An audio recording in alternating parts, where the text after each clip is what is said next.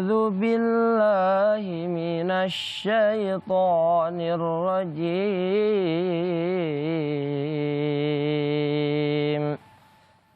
بسم الله الرحمن الرحيم.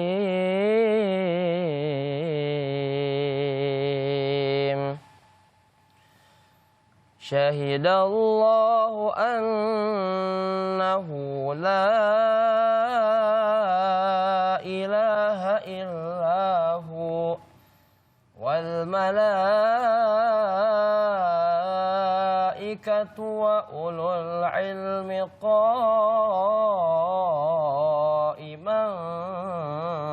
بالقسط لا إله إلا هو العزيز الحكيم.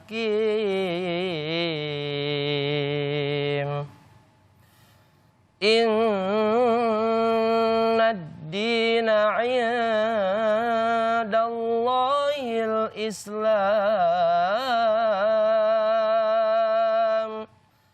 وما اختلف الذين أوتوا الكتاب إلا من بعد ما جاءهم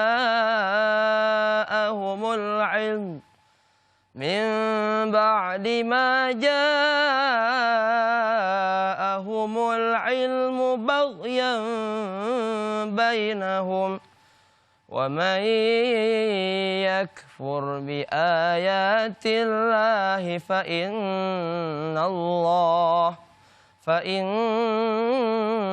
الله سريع الحساب. فإن حاجوك فقل أسلمت وجهي لله ومن اتبعني وقل للذين أوتوا الكتاب والأميين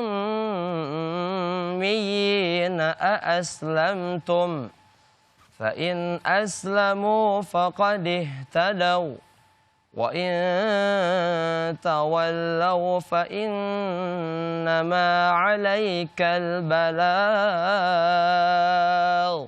والله بصير بالعباد. Sadaqallahul azim. Sadaqallahul azim. Terima kasih Zainal, luar biasa.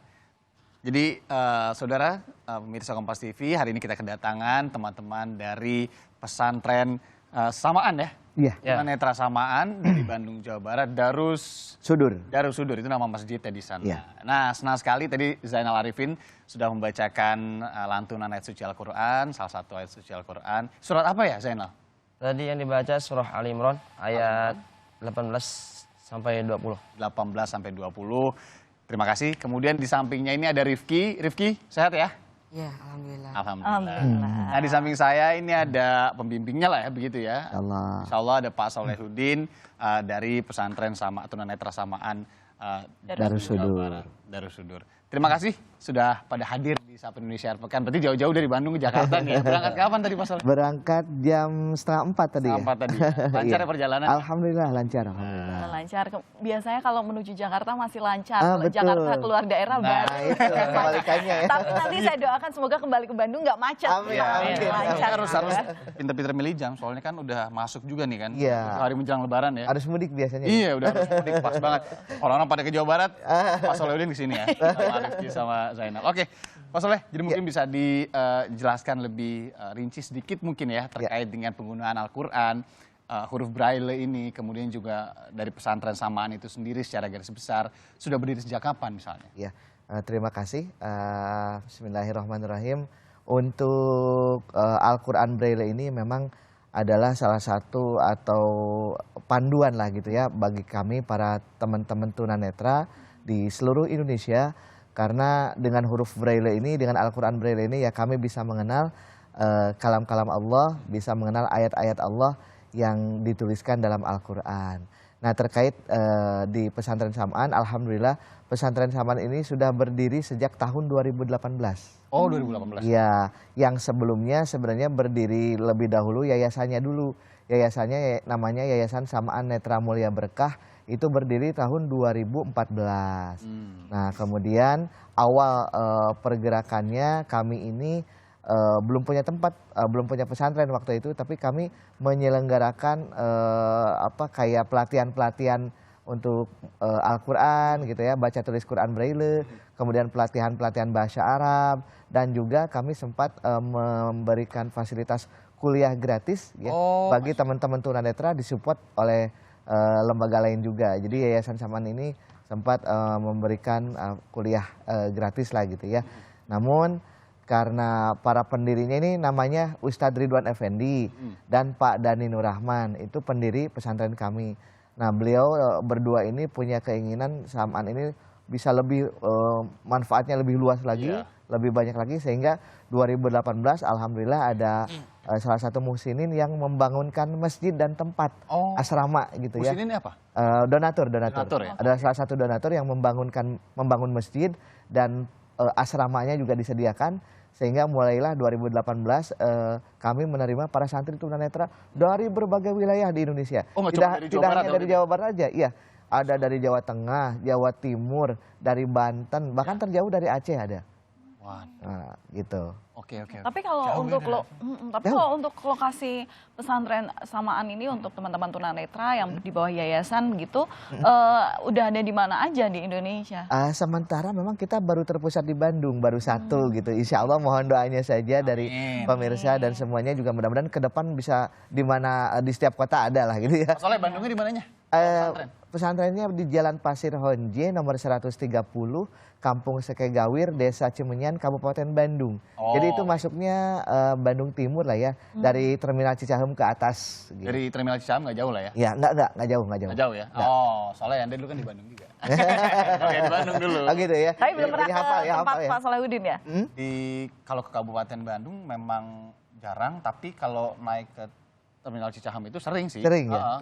Kapan-kapan. Ya nggak jauh-jauh lah dari situ. Dulu sering ke daerah ini, Gede Bagi juga.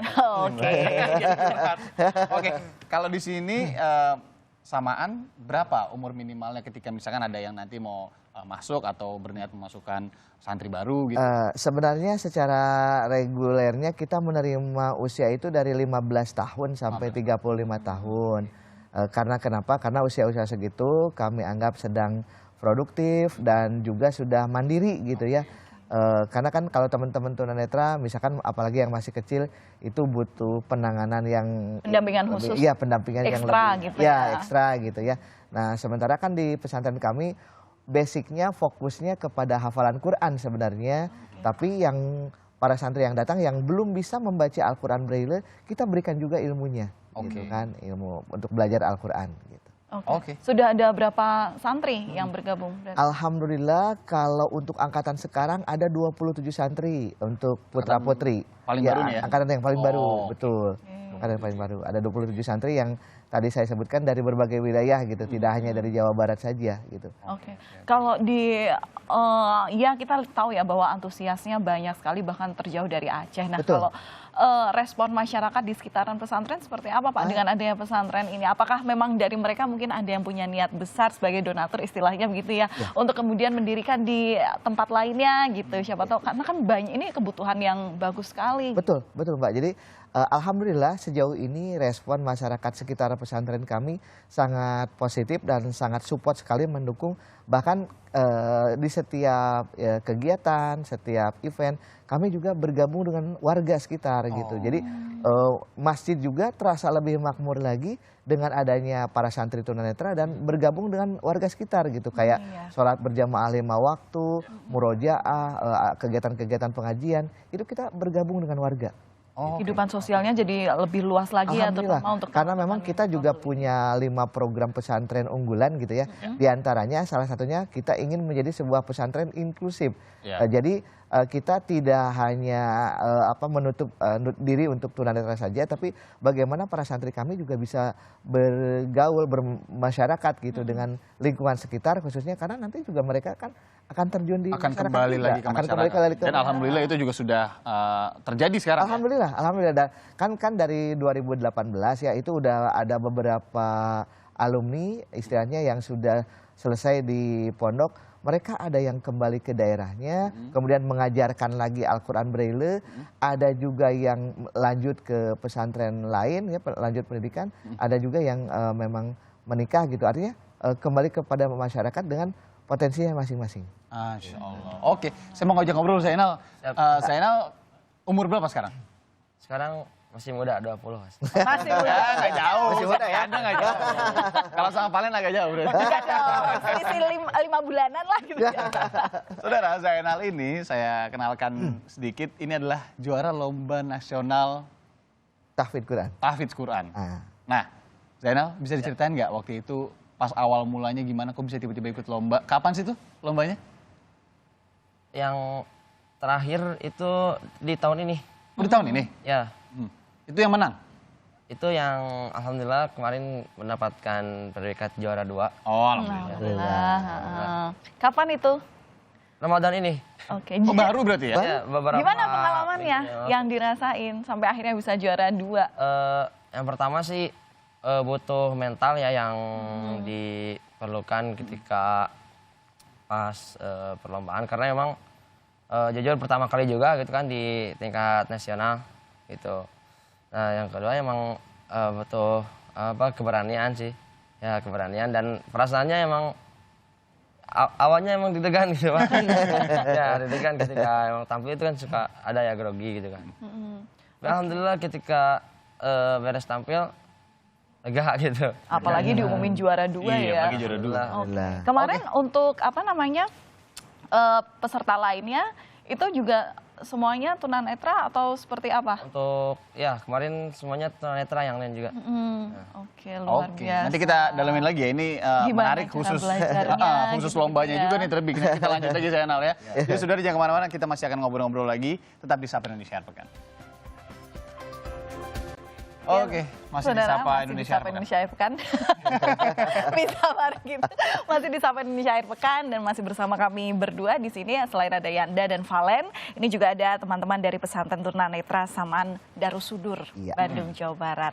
Nah, kalau tadi kita udah ngobrol seputar pesantrennya gitu ya. Ini kami juga pengen kenal lebih lanjut nih ke Rifki gitu ya. Kalau tadi Rifki. udah apa sih yang bikin kamu pengen gabung di pesantren ini? Berarti sejak tahun 2000 Kemarin 2022 ya? Ya, Oh, 2022. baru berarti setahun ya? Baru lalu. setahun. Baru setahun. Apa yang bisa bikin kamu pengen gabung ke pesantren Pengen ini? kesini gitu. Pengennya ya mempelajari ilmu agama, Diajak orang tua atau kemauan sendiri? kemauan sendiri sih. Nah, sulit nggak waktu pertama kali belajar Al-Quran pakai huruf Braille? Yang pertama sulit, Sulit. ya. Tapi kesini-sini udah mulai ya. Tapi kan Kesini alhamdulillah. Tapi berproses lah ya. Kan Berproses, masih belum setahun paling ya Rifki ya berarti. Udah sih udah. kurang lebihnya, mungkin genap setahun lah sampai. Oh. Berarti belum. kurang setahun kurang. Kurang benar. Rifki Sekarang usianya baru berapa? April. 13. Oh 13? Oh wah ini di bawah syarat ini lebih luar biasa ya berarti ya. Iya justru itu, tapi karena memang kemauan beliau sangat tinggi gitu, pengen bisa Quran ya kami akomodir gitu. Iya. Iya, karena pada dasarnya terbuka untuk siapapun kalau Betul. niatnya untuk ibadah dan untuk kebaikan, Betul. nggak mungkin untuk ditolak ya. Nah, iya. Kalau Rifki selain, ya pasti kan nanti kan fokusnya kan di pesantren Samaan kan menghafal nih jadi hafiz. Suka hobi lainnya apa sih? Hobi lainnya lebih ke nyanyi sih. Oh. Kalau Zainal? Hobi Hah? banyak sebenarnya. Yang paling Satu ya.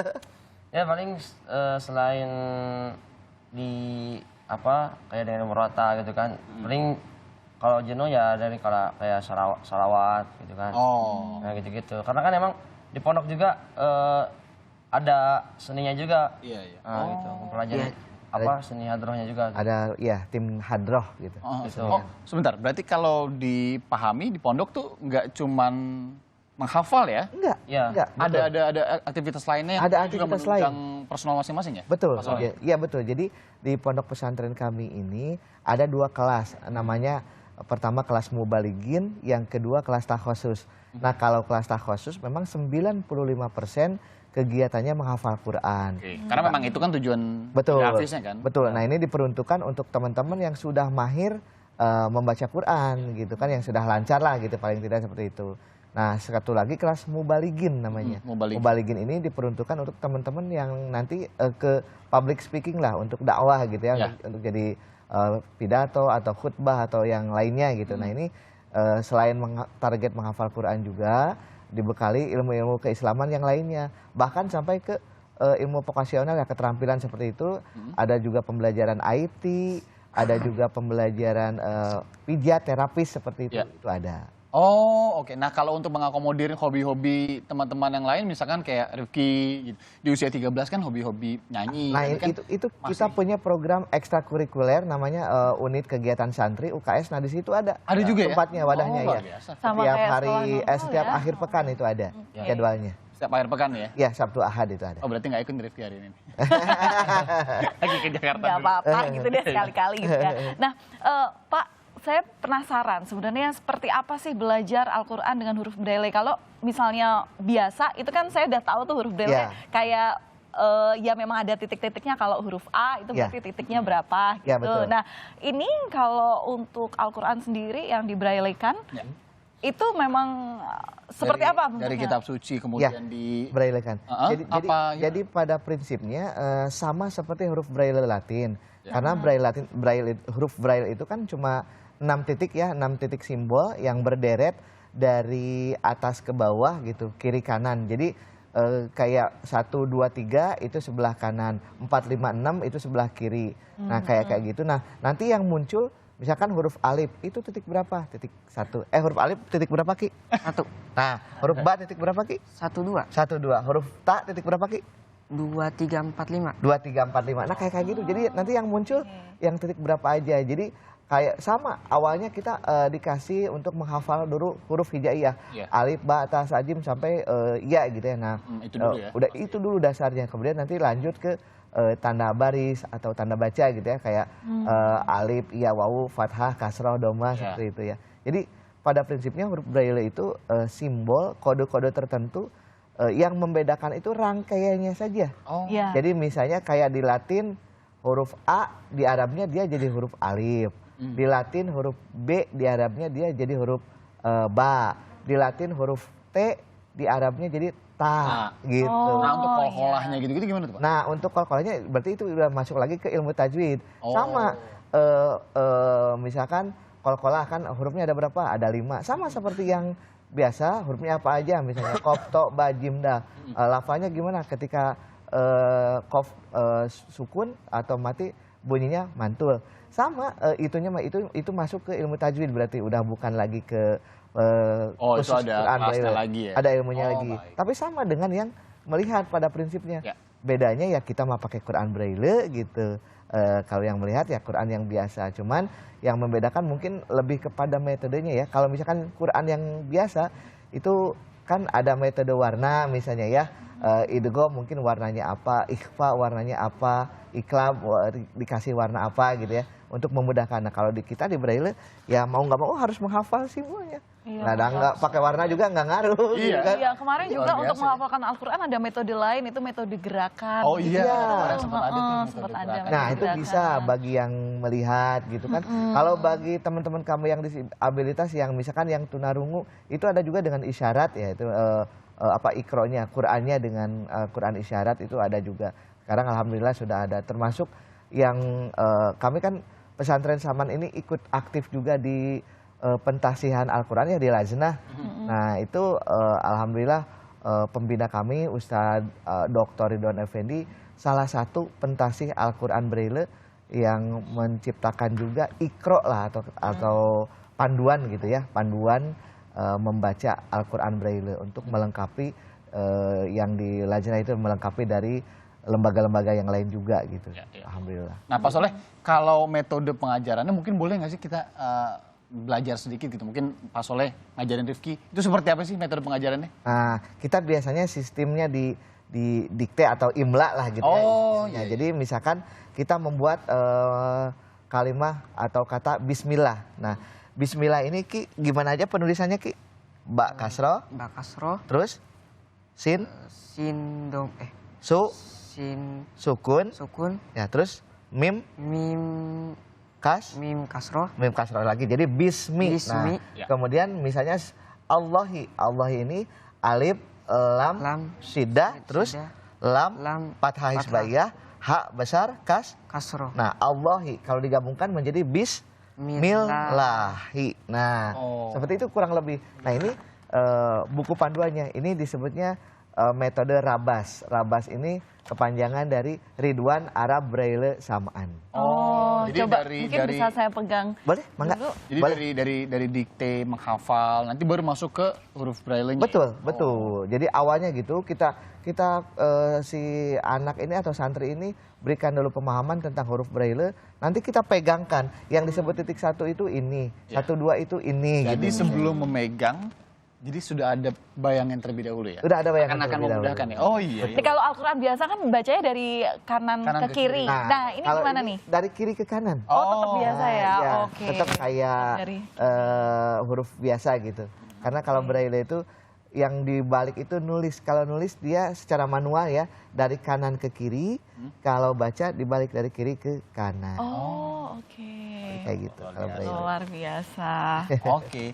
Berarti kalau sekarang Rifki sendiri lagi di tahap pembelajaran yang mana? Rifki ini alhamdulillah sudah ke sedikit-sedikit sudah ke Al-Quran juga, cuman memang belum lancar sekali gitu. Sudah masuk ke tahapan perkata gitulah. Tahapan perkata ya. Rifki gimana? Mau ikut lomba kayak Mas Zainal nggak? Mau. Kang Zainal, asik. Mau. Nah, Kang Zainal, ini sebelum kita cerita soal kemarin bahkan udah dapat juara gitu ya. Ya. Mungkin sedikit aja kesan ketika pertama kali belajar Al-Quran dengan metode ini, kesulitannya apa waktu dulu? Terus gimana? Mungkin bisa jadi contekannya Rifki. Rifki, Pertama kali belajar braille, dari Al-Quran. ya tingkat kesulitannya emang tinggi gitu. Tingkat kesulitannya emang benar-benar kalau misalnya, karena emang saya kan dari awal banget gitu belajar braille-nya. Jadi membutuhkan memang lama untuk bisa membaca braille lancar itu emang lama. Nah, bisa lancarnya itu melalui praktek. Karena nggak bisa kita belajar braille tapi dipraktekkan tidak, cuma teori aja. Itu jadi praktekannya itu kalau saya dulu sebelum masuk Samaan ini kan pernah belajar dasarnya. Nah, prakteknya itu di rumah ketika di pengajian. Nah, ditambah saya masuk ke Samaan ini lebih ini lagi gitu, belajarnya lebih giat lagi. Nah, di situ kan prakteknya ketika saya menghafal. Nah, metode menghafalnya itu salah satunya dengan membaca Al-Quran Braille ini. Itu. Oke, jadi nggak cukup teorinya lah ya, Ya. harus dipraktekkan. Itu Betul. bisa Memang jadi... harus dipegang. Benar, Dulu benar. latihan berarti berapa jam dong belajar terus berarti ya? Setiap harinya Kalau di kelasnya ini tidak nyampe 2 jam lebih kalau di kelasnya itu. Nah, tapi kalau kalau- kebanyakannya itu di luar kelas harus dipraktekkan. Nah, Ya. itu kuncinya di situ. Ya. Betul. Kesadaran pengen latihan terusnya. Betul, memang. Itu. Ya, betul. Justru di luar kelas yang kemudian diajarin nggak ada siapa-siapa. Kalau di nah, kelas dipraktekkan kan, ya. kan memang Mas Soleh. terbatas waktu ya. waktu. Kemudian Oke. juga ada pembelajaran yang lain Benar, gitu. benar. Jadi Nah. yang lebih ini di luar kelas memang prakteknya yang lebih banyak gitu. Nah, Rifki udah, itu buat contekan Rifki dikit. Oke, Pak Soleh, Rifki, Zainal, nanti Ya. kita lanjutkan lagi. Ya. Siap. Kalian tetap di Sapa Indonesia Pekan, saudara, kita nanti akan sharing lagi tentang informasi lebih lanjut. Yap. Billahi minasyaitonir rajim.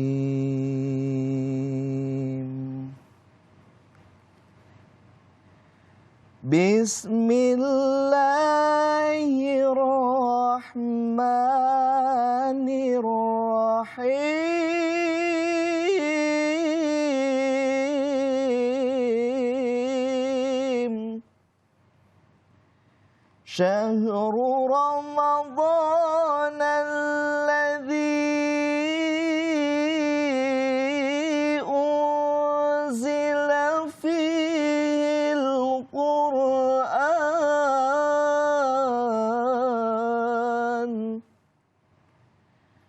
الذي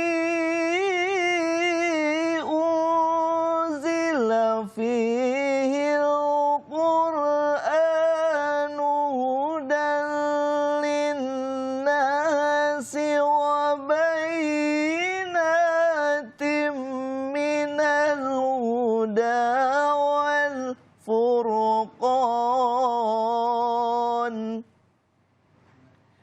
فمن شهد منكم الشهر فليصم ومن كان مريضا أو على سفر فعدة من أيام أخر يريد الله بكم اليسر ولا يريد بكم العسر ولتكملوا العدة ولتكبروا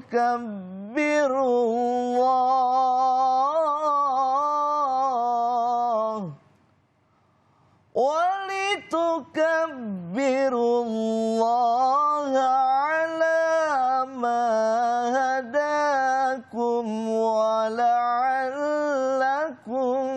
تشكرون